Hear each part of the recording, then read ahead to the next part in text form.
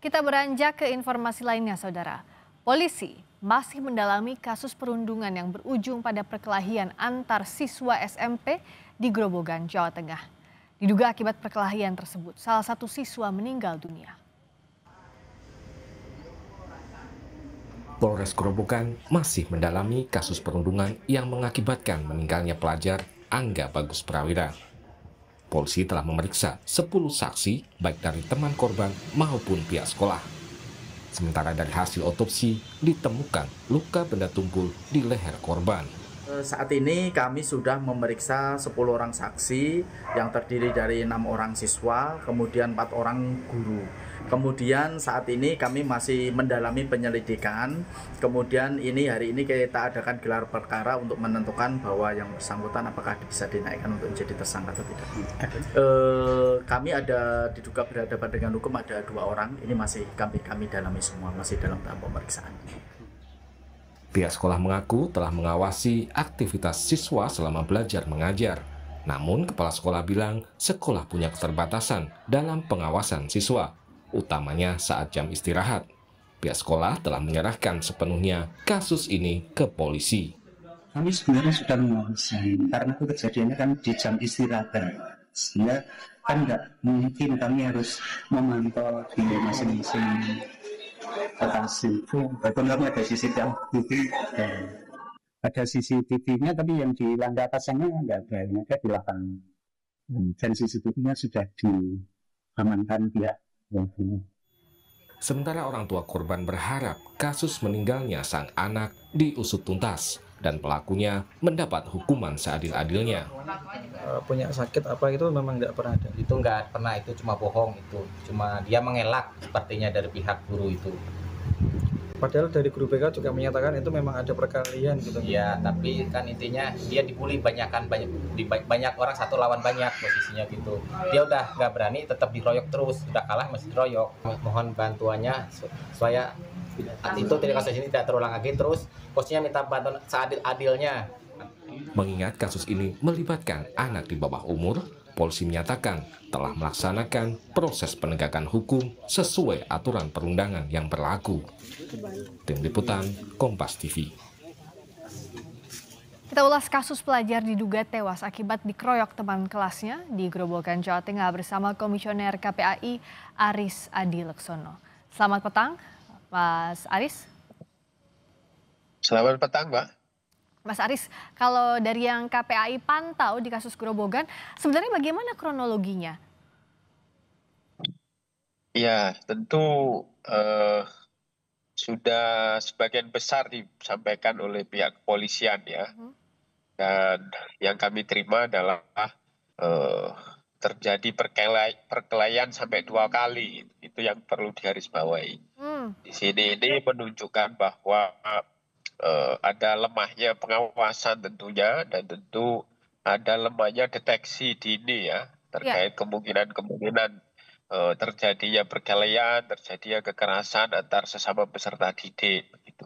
Nah, kalau kemudian pengawasannya, kemudian deteksi dininya itu bisa dilakukan oleh pihak sekolah, maka tentu tidak sampai kemudian terjadi perkelahian yang kedua ya. Kemudian itu berakibat fatal sampai kemudian meninggal salah satu siswa kita atau anak kita begitu. Ya, KPAI jadi melihat yang paling bertanggung jawab adalah pihak sekolah dalam hal ini. Ya, pastinya demikian begitu, karena anak di dalam lingkungan sekolah itu harus mendapatkan perlindungan. Di dalam Undang-Undang Perlindungan Anak disebut gitu. Anak di dalam lingkungan sekolah harus mendapatkan perlindungan dari siapa? Tentu dari pendidik, tenaga kependidikan, dan juga tentu sesama peserta didik.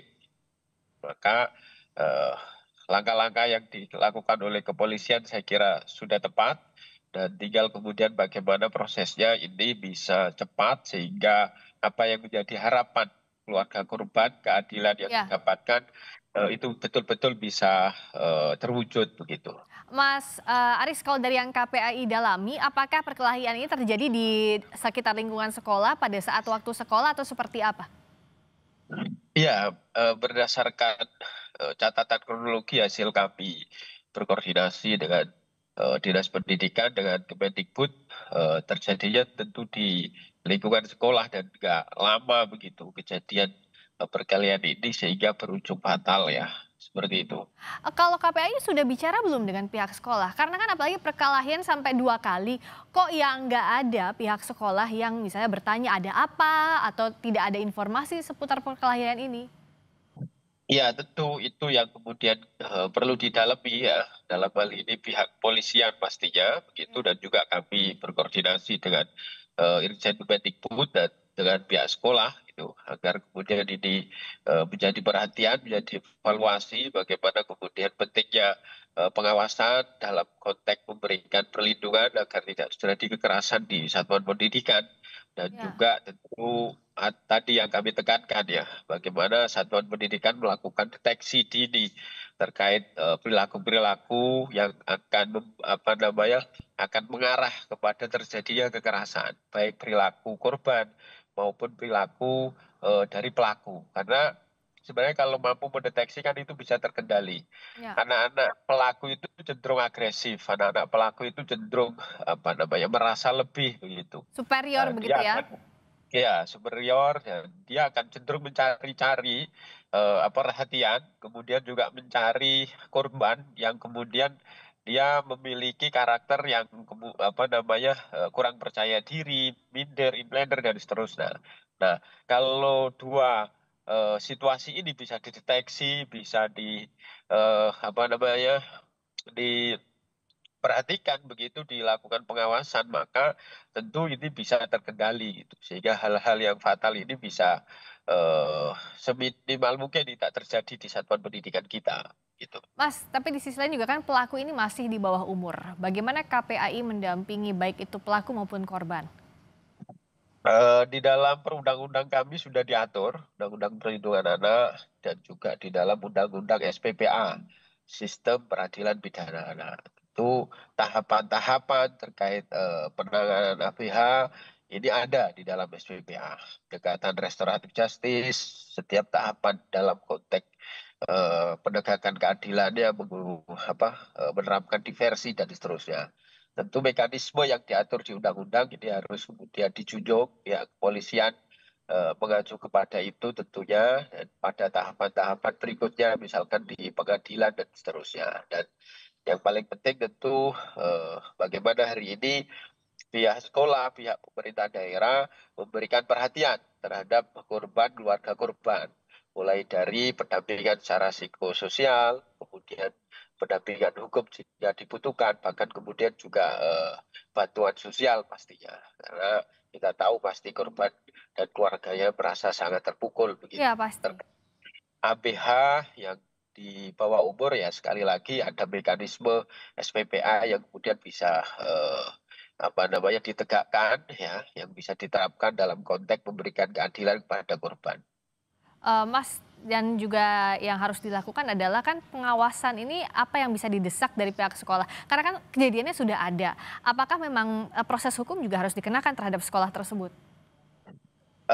Saya kira belum bisa menyimpulkan sampai sejauh itu, beri kesempatan kepada kepolisian untuk melakukan penyelidikan kan gitu. Dan tadi kepolisian juga sudah menyampaikan sementara ini sementara ini ada 2 terduga gitu atau APH begitu. Ya. Tentu akan diproses lebih lanjut, kemudian pihak-pihak mana yang kemudian terlibat dan seterusnya. Saya kira ini kita harus hormati proses ini. Kita hormati prosesnya, kita desak juga pengungkapan secara transparan agar ada keadilan bagi korban dan tidak ada kejadian yang Betul. berulang lagi. Terima kasih Mas Aris Adi Laksono, Sama-sama. Komisioner KPAI.